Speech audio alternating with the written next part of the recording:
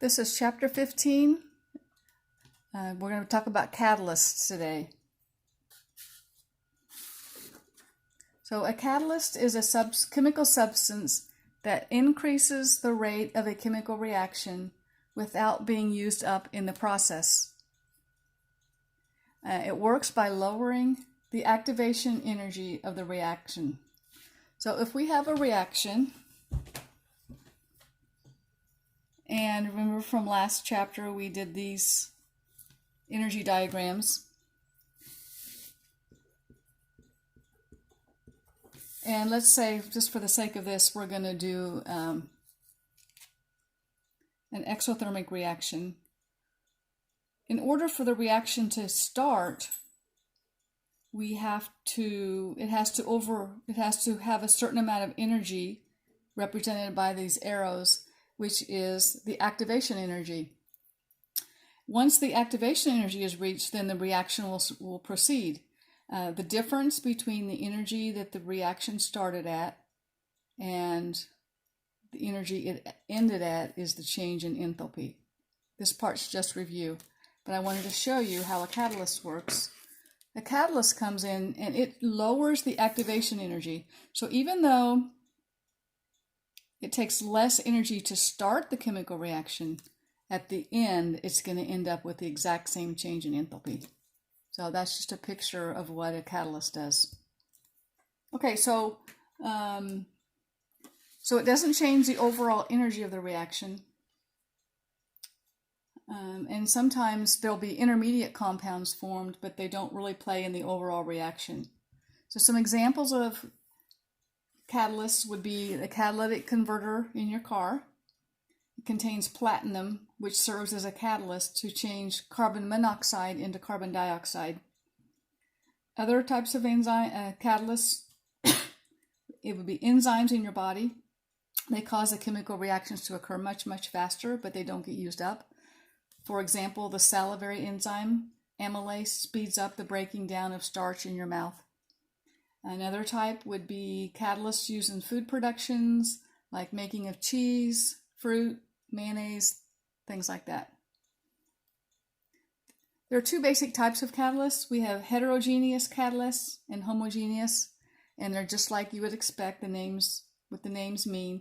A heterogeneous is a catalyst that's in a phase different from that of the reactants, and homogeneous is a catalyst in the same phase as that of the reactants. So we're going to look at some reactions here. A series of reactions would be called a reaction mechanism. So we're going to look at this first one here on your worksheet. You can see, so we're going to see the overall order of the reaction.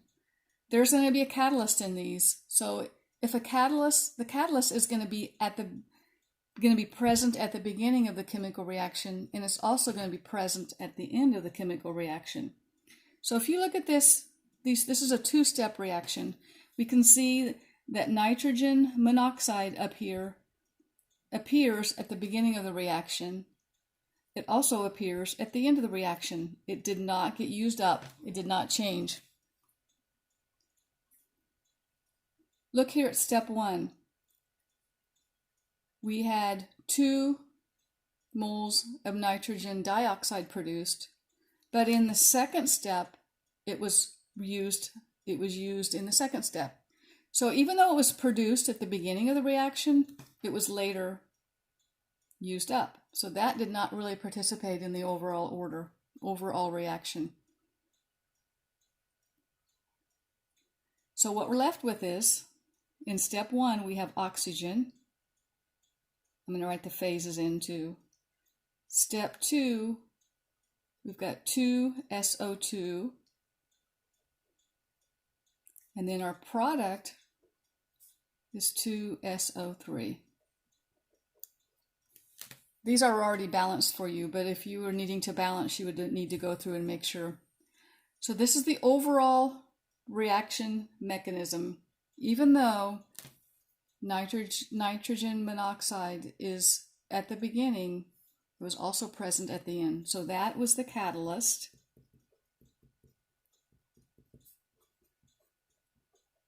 And everything in this reaction was a gas. So that would be a homogeneous catalyst. Okay, on to number 2.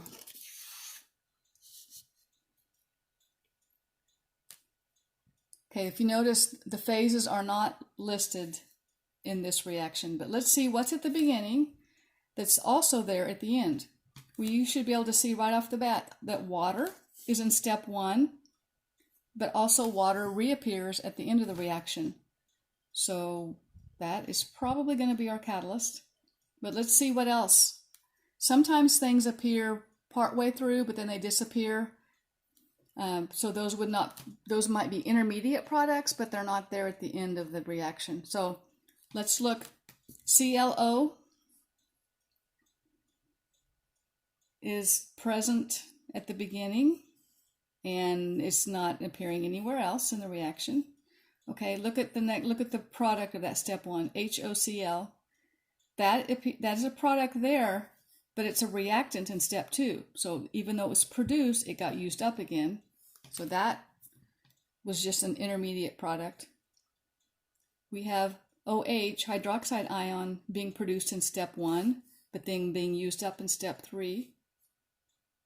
We have HOBr being produced in step 2, but being used up in step 3. And everything else is unique to those steps. So let's write the overall reaction. ClO plus bromide ion. Okay, that's all on the reactant side. And then the product side, we have chloride ion and BrO minus. So that is the overall reaction. The catalyst was water. Okay, one more. This one might look a little more confusing because it's got all the charges on the ions, but don't let that fool you. It'll still be the same, done the same way, the same process. So if I look at step 1, cesium ion 4+ is at the beginning. Manganese Mn2+ is at the beginning. It's also at the end. So that one is probably our catalyst. Okay, we produce cesium 3+. Okay, that doesn't go, that's not an intermediate step. Manganese 3+ appears on both sides, so we can cross that out. Manganese 4+ appears in step 2, used up in step 3. So this one is a little different because we have 2 cesium 4+ ions here. So we're going to write a 2 in front of that. And we have Tl+ ion. Going to be producing 2 Ce3+ plus Tl3+. That's the overall reaction. The charges all balance also. If you were to look at the charges, this would be 8+, this is 1+, this would be 6+, and 3+. So there's 9+ charges on both sides. That's the overall order. The catalyst is manganese 2+. And we don't know the phases, so we don't know if it's homogeneous or heterogeneous. Okay, if you turn your worksheet over, the back of this worksheet, I've just got some review rate analysis like we did on last week's worksheet. I just wanted to do a couple more of these for review for you guys, just to make sure you know what you're doing. Remember the rate equation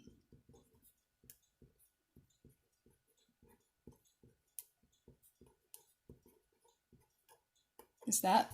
So we want to look and analyze, figure out what the exponents are. So the rate is going to be, I'm going to write the rate equation here.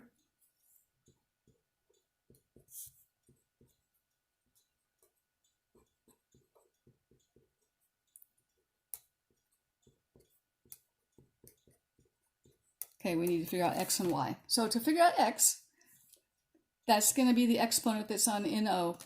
So we're going to choose a trial where its concentration changes, iodine's concentration stays the same. How does that affect the rate? So if from here to here, I'm doubling my concentration of NO. Remember, the brackets mean concentration of. So 2 to the x equals, I'm going from 2.5 molarity per second to 10. So that's increasing 4 times. So when I double my concentration, the rate goes up 4 times. So my exponent would have to be 2. 2 to the second power equal 4. Okay, let's look at the y exponent. Let's look at the first 2 trials. The concentration of iodine doubles. This concentration stays the same. The rate doubles also. So 2 to the what power equals 2, the exponent would be 1. So now that we know the rate equation can be written like this with the exponents. And I'm going to find the value for k now. So I'm going to substitute all of the information from one of the trials. You can use any of these 3 trials and you should still end up with the same value for k. We're going to use trial 1. I'm going to solve for k, so I'm going to rearrange this equation.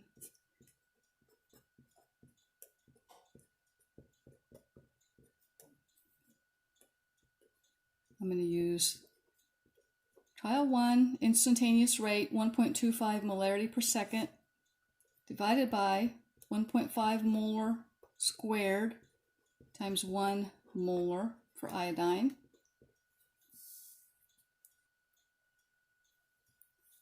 Solving for this, you would get a value of k of 0.56, and look at the units. Molarity here, molarity there, they're going to cancel. I'm going to end up with 1 over m squared times s. So that's my rate constant. So I'm going to plug that into my rate equation.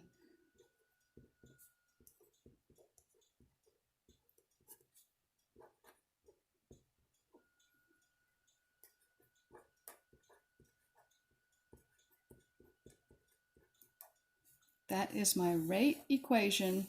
And remember, I can determine the overall order of the reaction by adding the exponents together. 2 plus 1. So the overall order is 3. Okay, one more. It's interesting. Let's read through this together. Ozone, which is O3, can be destroyed by certain pollutants. One being the nitrogen dioxide that is expelled from the exhaust of cars and planes. The reaction is shown below. A chemist does the following experiment to determine how fast this ozone destruction occurs. So we're going to analyze this data to determine the rate constant and the rate equation. So first thing I'm going to do is I'm just going to write out the rate equation. Concentration of nitrogen dioxide. We've got to determine the x value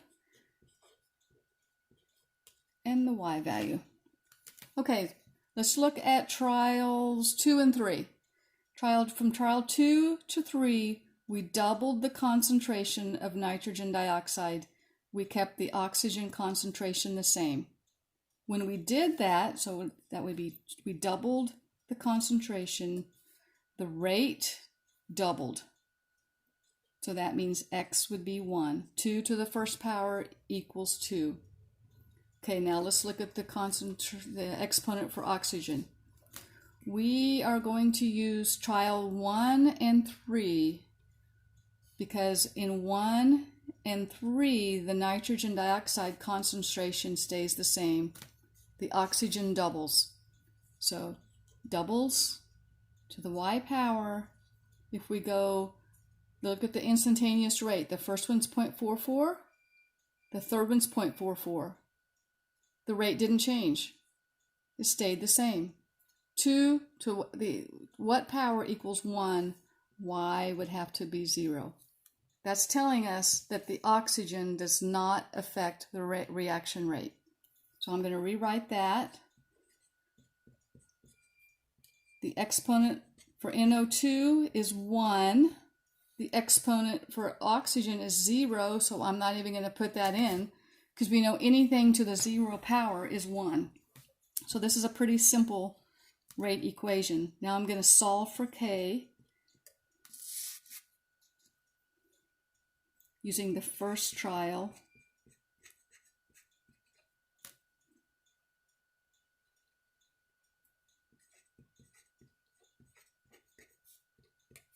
And my rate constant is 8.8, 0.44 divided by 0.05. Molarities cancel out. My unit is 1 over S. So rewriting the rate equation,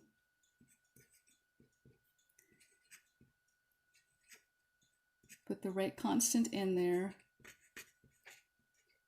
and I can leave off the exponent since it's 1. That is the rate equation for that reaction. Overall order, they only have one exponent, so the overall order is 1.